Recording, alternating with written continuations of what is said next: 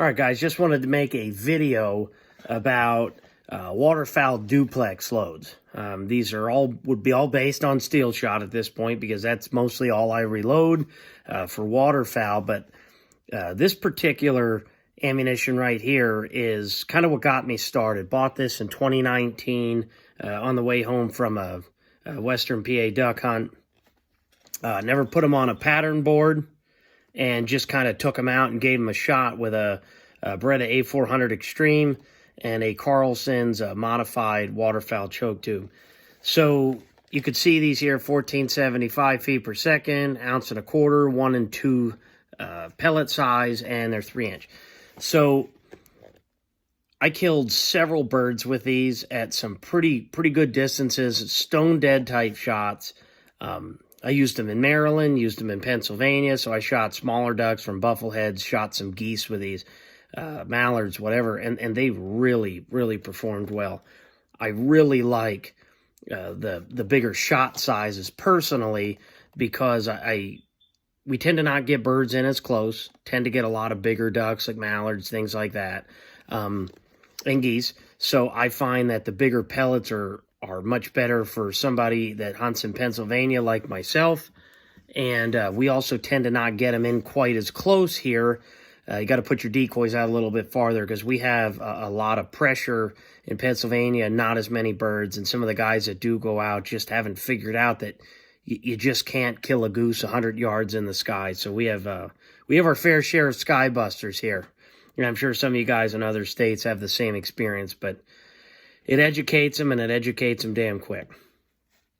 So this is what got me started, and I shot a goose the last day of the season with these, just flying over top, leaving the water. Had to have been 45 yards at least. I mean, just stone cold dead. I've killed buffleheads with these, so this is a damn good shell. Mostly I make my own. Yes, I mostly hunt with 10 gauge later in the season. No, I'm not going to use this for wood ducks in October, but nonetheless, it's a hell of a late season shell. I can't recommend these enough. I mean, you could see I sent them in for the rebate. I ended up buying a whole case after I used up the 2 boxes I bought originally. I think I paid like $94 back then. I don't believe they're so cheap anymore, but I think what makes these so damn good is this wad right here. I really do, because they pattern great. You can go buy premium shell for twice the price, but man, I think you're wasting your money. I wish they'd offer that shell in other shot variations and things like that. So this is what I used just recently. This is my primary and go-to when it comes to our current bag limits in Pennsylvania.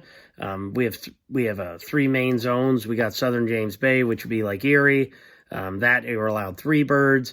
Atlantic population where I'm at is actually down to 1 a day. Super disappointing. And a little above me in the north zone, you're allowed 5 because of resident population. Actually shot 2 geese this 2 weekends ago with this, and they actually both happen to be banded. I'm gonna see if I can add a picture for you. But I shot wood duck also with these 1 and 2s.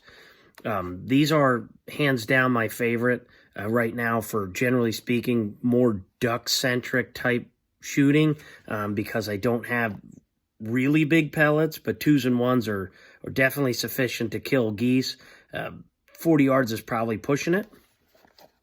This load is 1 5/8 ounces, obviously, split the difference with the 1 and 2s, 41 grains of steel powder, CCI 209M primer, and then precision reloading brown 1 5/8 steel wad. It's pretty much all I use is that recipe or, some variation of it. And this would be what I would say would be my favorite when it comes to, say, higher goose bag limits and higher likelihood of getting into geese. This is 1 over bees. So pretty similar. I used 40.5 grains. I can't 100% remember why. I have it written down. But nonetheless, maybe I'll put something in the description explaining why I did that. I don't remember there was a real big difference in velocity or pressure or anything like that. But I've learned to always keep the larger pellet on the bottom and the smaller pellet on the top. I have not done much with, say, favoring one pellet over the other, meaning, say, 1 ounce of one type and then, 5/8 of another. I've always split the difference, and I like to keep the pellet sizes similar because of the whole slight variation, not a large variation. Some of these guys doing 2 and 4s, 4s and 6s. I know Duplex is becoming pretty popular, and I think it was popular back in the 80s as well. I have some old 10 gauge loads from the 80s or 90s, and they're 4s and 6s for turkey, for the 10 gauge. But these are definitely my favorite loads here, right off the Pondsness Warren. And these suckers have been reloaded a bunch of times. So I do prefer to keep the smaller pellet on the top, larger pellet on the bottom. I've always split the difference 50-50. I'm putting roughly 710, 715 grains in one of these 10 gauges, which is 1 ounce and 5/8, and I just split it in half. Like I said, I've tried the smaller pellet on the bottom, the larger pellet on the top, vice versa. I find that a good tight crimp keeps the pellets, there's not much moving in there. So it's not like you can say that these are, mixing up, because they're not, because I got a good, nice and tight crimp that's sealed. And that's just my experience putting it on a pattern board. I've also tried mixing, where you put them in a cup, mix them up, throw them in, and I just haven't had quite as good a pattern. Still damn good, but not as good as splitting the pellets, separating them. So a quick go over size here real quick. So if you look at,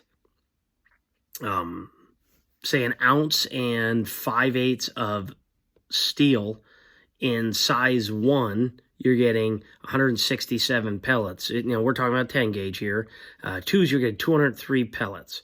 So when you split that difference, you end up getting somewhere in the middle, like an 180-ish pellet count. And I think that's really damn good in a 10 gauge. And now when you run bees give you somewhere in the ballpark of about 138, 140 pellets or so in 1 ounce and 5/8. So you put half of that in, half in 1s, and now you've got yourself somewhere in that, maybe 150-ish pellets total in one of these, and they're big pellets. And that's kind of the beauty of this. So if you are getting those farther ducks, they just don't want to commit 100%, you have 40-yard shots. Well, guess what? You're going to have a hell of a lot better likelihood of taking a duck down with 1s, Bs, or 2s than you are these guys using these little number 4s. Yeah, that's great if you're in, Mississippi or Louisiana swamps.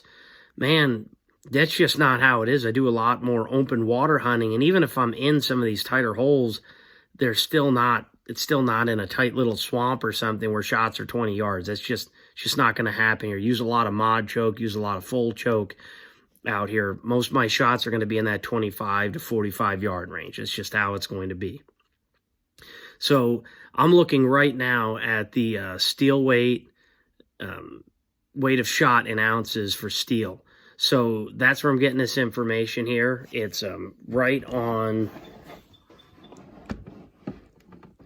shotshelltrundle.com, and that's where I'm getting that information. So just figured I'd make a quick little video about it. Nothing crazy. Been a little inactive as I got hunting season. Been helping a buddy fix up his house. He lets me archery hunt there, so the least I can do is give him a hand. Doing some sheetrock and spackle and things like that. So, long story short, I just figured I'd make a quick little video about it. And before I leave, I'll show you my version of the Winchester Expert Snow Goose. 3-inch Federal hull, TPS White Lightning wad, regular TPS is fine. 36 grains of steel powder, 1.25 ounces of 1s and 2s. I always use the zinc plated, so I mark that. And then a seal crimp and CCI 209M primer. Got similar velocity, I think the experts are, like I said, I think they're a little generous. I'm not quite so sure they go 1475. Most of mine were between 1425, 1450. This particular load, though, I actually got closer to probably 1450, 1475. Now, one little note about the TPS 3-inch wads. They're actually meant for 1 3/8. So when you're going to do 1 1/4, because you're taking up more space with the steel powder, you're going to have to trim that wad a little bit. So you can kind of see, it's not a perfect trim, but it's been functional so far. And it's a white lightning rod. It's just a TPS. It's just a white version of it, and they were slightly cheaper when I bought them. So just a quick little video about it. Why don't you guys share some of your reloading opinions and some of the stuff you've done, and have a little conversation down below. But I find myself out here in Western PA next week, Thursday, Friday, and Saturday morning. So if any of you guys happen to be out in that area and you just want to catch up and maybe hunt together out there, just give me a little heads up. All right, thanks for watching.